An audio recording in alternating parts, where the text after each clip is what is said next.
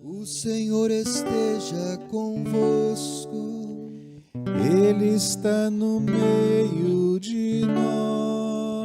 proclamação do Evangelho de Jesus Cristo segundo Mateus. Glória a vós, Senhor.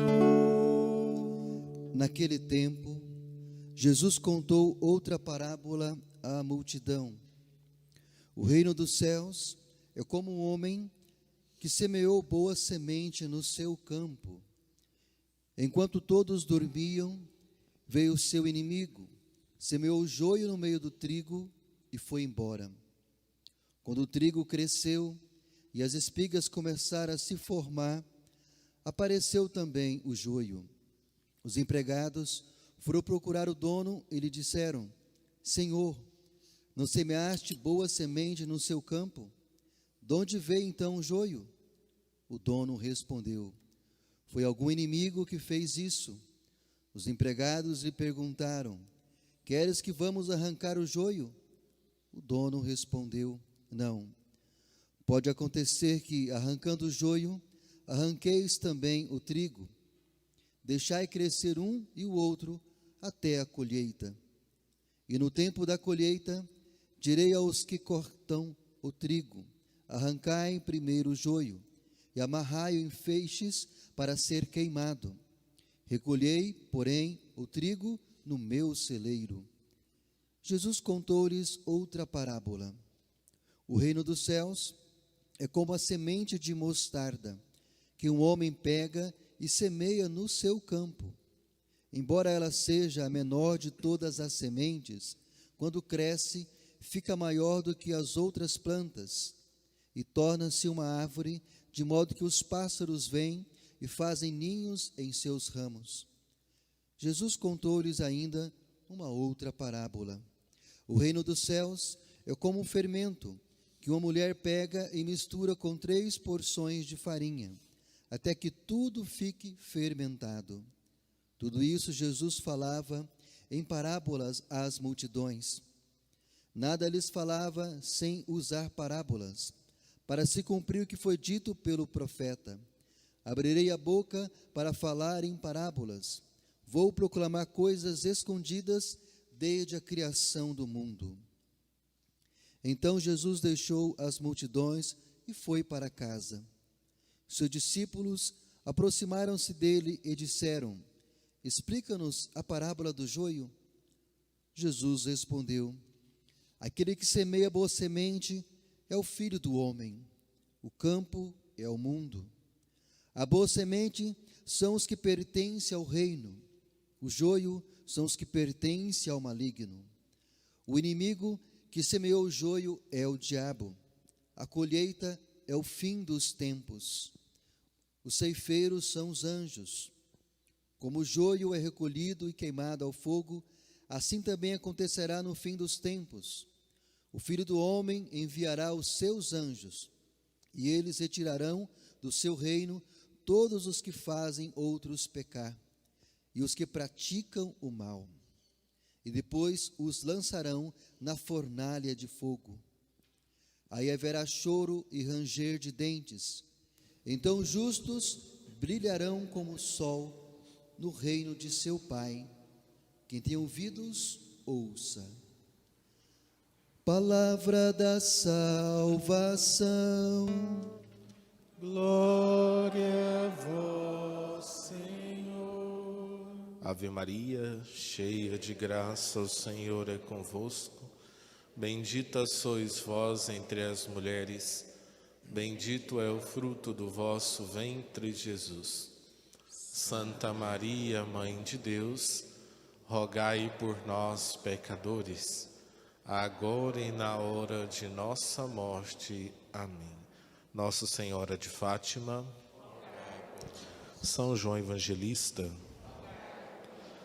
queridos irmãos e irmãs reunidos nesta matriz da paróquia São João Evangelista em Anápolis, queridos irmãos que nos acompanham pelos meios de comunicação, nosso canal no YouTube, o Instagram da paróquia, e também ao canal 14 da NET. Nos alegramos, pois o Senhor nos dá a oportunidade de estarmos novamente na sua presença, diante do altar do Senhor, para fazer uma profunda experiência com Ele. Neste domingo, queridos irmãos, a liturgia da palavra, ela tem como proposta levar-nos a refletir aquilo que canta o salmista: ó Senhor, vós sois clemente, sois bom e fiel. Esta é a resposta que nós cantamos. Ó Senhor, vós sois bom, sois clemente, sois fiel. E a liturgia ela tem hoje como objetivo levar-nos a refletir nesta clemência de Deus. Neste Deus que é fiel, neste Deus que nos ama incondicionalmente, nesse Deus que é paciente, nesse Deus que é perdão, este Deus que sempre olha com misericórdia. A primeira leitura que ouvimos do livro da sabedoria mostra um Deus que nem sempre conseguimos enxergar.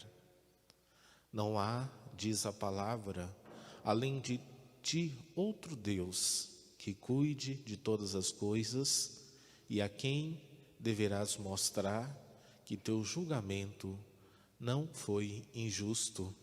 Às vezes caímos na tentação de questionar a justiça divina, querendo que Deus seja igual a nós, e Ele é, por excelência, Deus. Queremos que Deus faça conforme nós desejamos. E esta leitura mostra um Deus que nem sempre conseguimos enxergar. Porque às vezes nós não conseguimos enxergar esse Deus? Talvez pela falta de formação, talvez pela desinformação, Hoje nós temos acesso muito fácil, catequese em todos os níveis da nossa vida, seja desde as criancinhas até a catequese para adultos, Temos tantas formações, encontros pastorais e movimentos que nos ajudam. Então, às vezes, por falta de informação, por falta mesmo até de desinformação, por não querer buscar, nós criamos esta imagem de um Deus que deve fazer conforme eu desejo. Um Deus que simplesmente pune, um Deus vingativo, um Deus que não olha com amor. Isso o mundo nos apresenta, O mundo nos apresenta esta imagem, muitas vezes, desse Deus que pune, desse Deus que nada permite, esse Deus que tudo inflige as suas leis.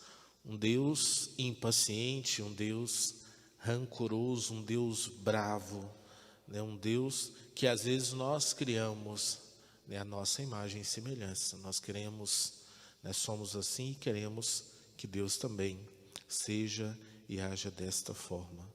E ao analisar, olhando a realidade, quando nós percebemos que esta imagem de Deus, ela é passada para as nossas crianças, ela é passada na catequese para a juventude, até mesmo para os adultos, nas famílias, a pessoa, ela já vai buscar seguir a Deus não por amor, mas por medo.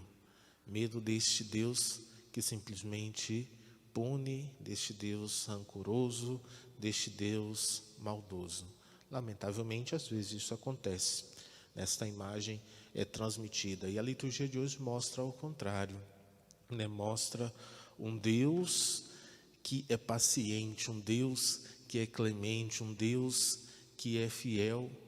Ele jamais nos abandona, Ele nos ama, Ele age sempre com paciência nós não temos, né? A nossa paciência é limitada. Chegou a um determinado ponto, estourou, acabou, eu perdi a paciência, né? Mas a paciência de Deus não é assim, ela é ilimitada, né? O seu amor, e Ele, é importante lembrar, queridos irmãos, que está sempre pronto a perdoar, a nos dar uma nova chance, a nos dar uma nova oportunidade. Nós que às vezes não sabemos aproveitar, né, a chance e a oportunidade que Deus nos dá. Nos atendimentos que tenho realizado na secretaria, muitos têm vindo falar sobre batismo. Ontem nós tivemos o curso de pais e padrinhos, e muitos que chegam, né, até o padre são pessoas que precisam de dispensa, que precisam, né, de alguma autorização, e analisando se percebe que muitos querem uma barganha com o Senhor. Muitos, né, não estão realmente buscando o sacramento. Estão aqui porque há uma tradição, o menino não dorme direito, então vamos batizar. Está com mal olhado, então vamos batizar. Mas realmente sabe o que é o batismo? Está batizando por amor a Deus? Está sendo incorporado à igreja? Ou só está buscando, né, o sacramento para seguir um ritual, né? A família, todo mundo foi batizada, né? Então tem que batizar. Todo mundo foi batizado na São João Evangelista, então tem que ser aqui. Então a gente analisa, né, a gente percebe nessa falta de amor. E muitos que chegam até o padre também são pessoas que não buscam a Deus. Se você aperta, diz que vem à missa, né? Mas se não, né, diácono, estou lá todo domingo, tá nada. E outros diziam, né, são pessoas às vezes amaziadas, segundo união, né, a igreja ela batiza os seus filhos, mas tem que ter as condições, né, os padrinhos precisam ser casados, regularizados, porque que testemunho vai dar? Né, os pais já são bagunçados, né, já não tem testemunho de vida, às vezes pode casar, mas não casa. Né, os padrinhos, cada um de um jeito, amaziado, petecado, também não tem uma espiritualidade. Então, que testemunho? A igreja preza, né, esse testemunho, né, para os afilhados. E aí, quando a gente diz, olha, desse jeito a gente não pode. A gente quer que entenda o sacramento, quer que viva o sacramento. A igreja não abandona, a igreja é amorosa, Deus é misericordioso, mas é preciso que siga essas disposições. É preciso que também possa, né, prezar, zelar pelo aquilo que está recebendo. E aí a pessoa se revolta, né? Nossa, ser protestante é mais fácil. E qual é a minha resposta? Quem acertar leva um doce, vai para lá. Se ler mais fácil, vai para lá. Né, e tenta essa barganha com o Senhor. Nossa, padre, faz vítima, né? Faz vítima. Mas é uma questão de consciência, é uma questão, alguns vão batizar de qualquer jeito, mas buscam fazer a coisa certa, porque, né, no final o Evangelho mostra bem o julgamento, né? Que tem ouvidos, ouça essa justiça divina que não falha. Mas a igreja não deixa desamparado esses irmãos. E a gente sempre tenta mostrar, então, vamos olhar, né, no ciclo de amizades, no ciclo familiar, né, há uma pessoa que tenha condições de batizar o seu filho, né, tem alguém que participa, alguém que regularizar, que tete. Às vezes tem, mas eu já prometi, né, há séculos, né, a fulano, né, e aí agora fica feio tirar. Então fica todo um ciclo, né, que a gente percebe. Mas aí, né, o que eu quero dizer com isso, com esse exemplo, né, a igreja ama, ela é cheia de amor, de misericórdia, ela dá o auxílio, né, não pode assim, mas ela mostra um caminho, né, vamos fazer assim, vamos tentar colocar alguém que recebeu o sacramento, mas, né, às vezes o outro não aproveita essa oportunidade que a igreja dá, essa oportunidade que Deus dá, essa oportunidade que Deus dá. Então, né, estarmos atentos a este Deus que age com amor, a este Deus que é compaixão. Assim, a primeira leitura mostra que não há um Deus tão justo quanto o nosso. Deus é justiça, Deus é amor. E quando nós seguimos o seu amor, quando nós nos entregamos, por mais que difícil estar aqui, por mais que difícil seguir aquilo que Ele pede, as suas determinações, as suas leis, os seus mandamentos, por mais que é difícil, nós somos amparados, né? E a sua bondade é perceptível em nossa vida, porque Ele está em meio a nós, Ele se manifesta em meio a nós. O seu amor é palpável, porque Deus é amor. E a segunda leitura de hoje da carta aos Romanos, né, continua a falar desse Deus clemente, desse Deus que é amor. O Espírito vem em socorro da nossa fraqueza. O Espírito vem em socorro de cada um de nós. Então, este Deus que é clemente, esse Deus sabe da nossa fraqueza, e Ele não vê em nós o pecado, mas Ele vê em nós seus filhos, suas filhas, e Ele toma conta de nós, Ele cuida de nós, porque Ele não está olhando a nossa ação, mas Ele se preocupa conosco, Ele se preocupa com cada um de nós. E é exatamente esse pecado que Ele busca erradicar em nós, aquilo que não é bom, aquilo que não é saudável, aquilo que não nos faz crescer. Isso sim, Ele busca erradicar, tirar de nós, para que a nossa vida seja plena, para que a nossa felicidade seja total em Deus. Então, nesta segunda leitura, mostra também esse amor, essa clemência, essa fidelidade de Deus. E diz ainda, devido ao pecado, as atitudes erradas que nos aponderam de nós, nem sempre sabemos relacionar com Deus, devido, né, o erro, devido, né,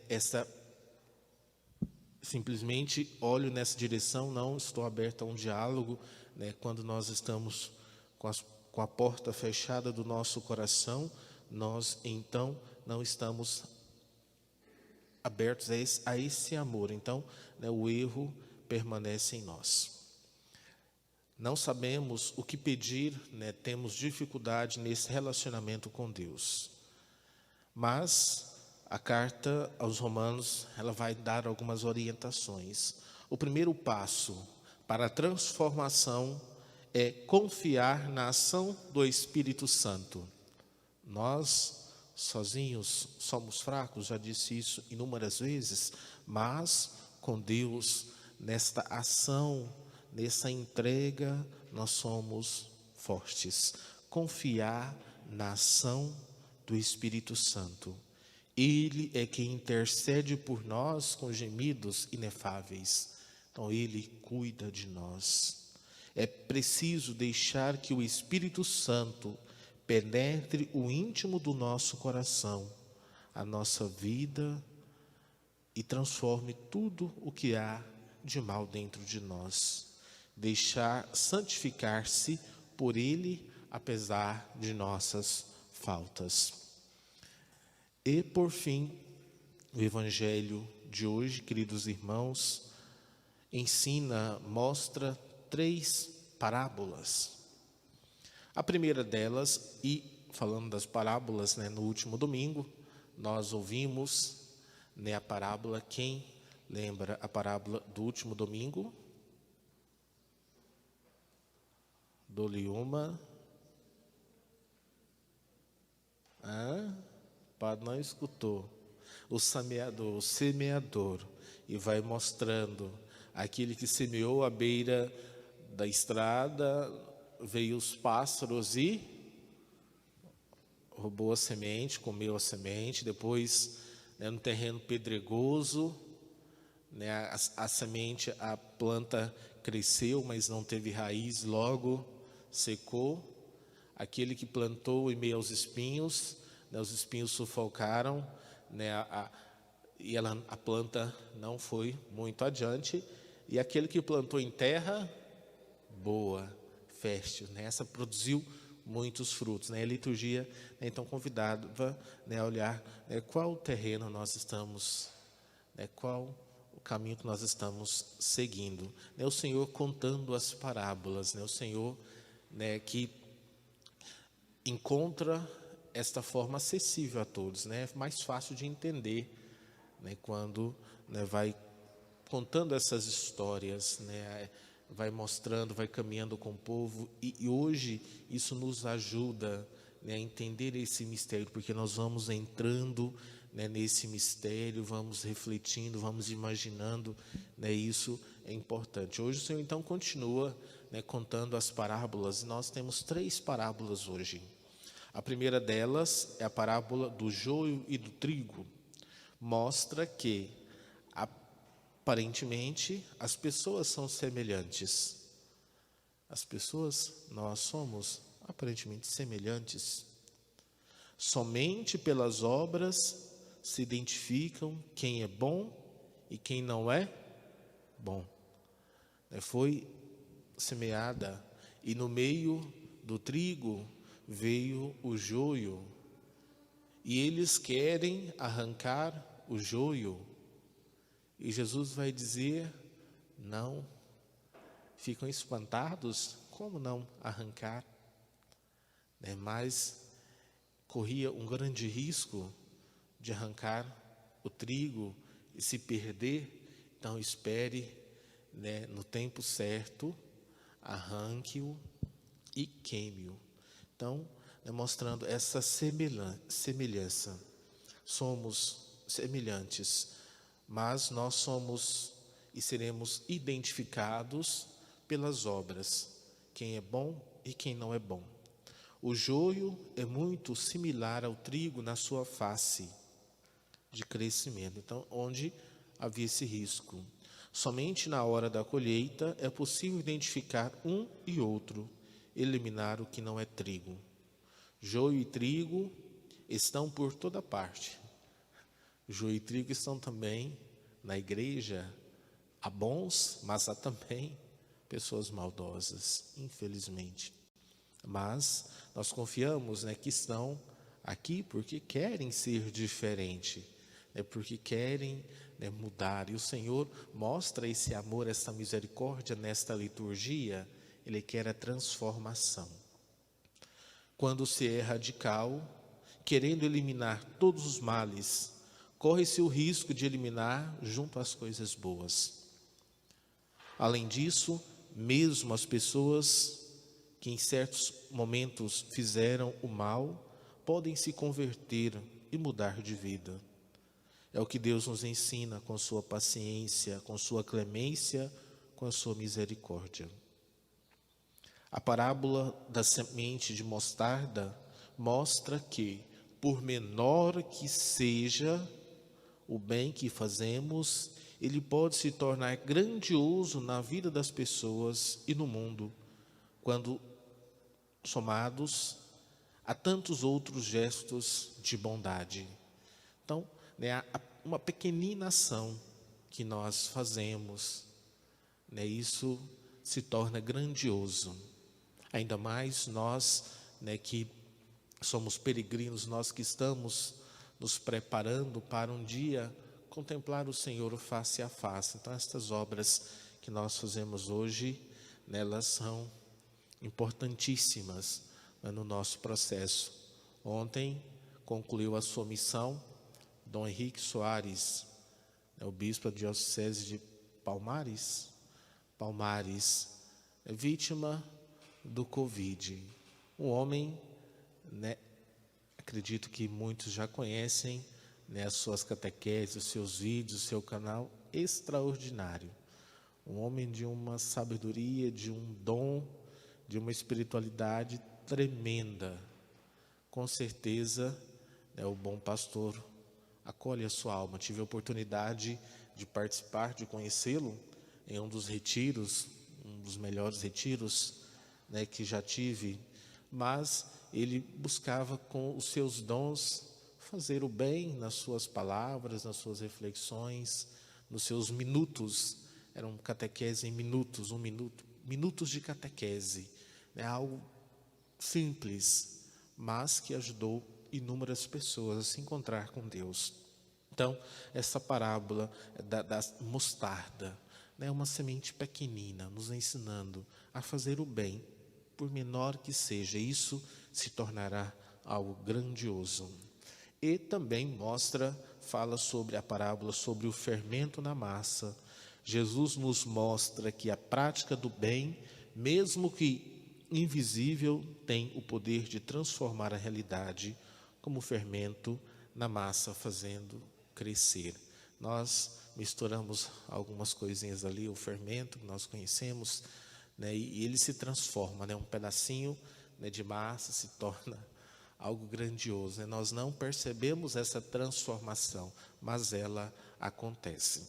Então, queridos irmãos e irmãs, nesse dia, vamos pedir, né, a Jesus a graça, né, de estar aberto a este Deus que é clemente, a este Deus que é amor, a este Deus que é fiel, a este Deus que nos perdoa, e que possamos estar abertos à transformação, a graça de Deus que será infundida em nós, né, por meio da nossa abertura e por meio da ação do Espírito Santo, buscando fazer o bem, buscando sermos discípulos do Senhor.